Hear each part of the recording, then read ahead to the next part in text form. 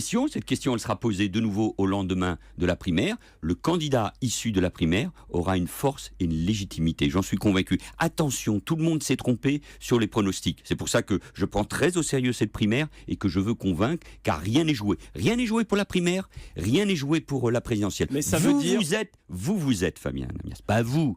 Mais tous les commentateurs se sont trompés sur la primaire de la droite. On s'est trompé, évidemment, pas nous, mais sur ce qui s'est passé en Grande-Bretagne ou aux États-Unis. Les peuples n'en peuvent plus qu'on veuille leur imposer des choix. Mais là, il s'agit pas de faire de pronostics, mais de voir que la gauche peut avoir des candidats Je ne vais pas avoir la cruauté de sortir toutes les analyses sur la primaire de la droite. Donc, laissons passer cette primaire de la gauche. Je vois bien que certains commentateurs ou certaines personnalités politiques veulent la mettre en cause. Elle doit être une réussite et on ne doit jamais avoir peur de la démocratie et du peuple. C'est eux qui choisissent et c'est eux qui donneront les désigner, vous parlerez donc avec Macron après. Mais bien évidemment, mais pour créer les conditions du rassemblement, parce que je veux que la gauche soit au deuxième tour pour gagner. Je ne veux pas laisser le pays devant cette double option entre l'extrême droite qui briserait la République et la France, et François Fillon et sa purge libérale. Je ne veux pas. Et c'est ma mission, et c'est pour cela que je suis candidat, pas pour figurer, pas pour des débats avec des personnes, pas pour reconfigurer les formations politiques,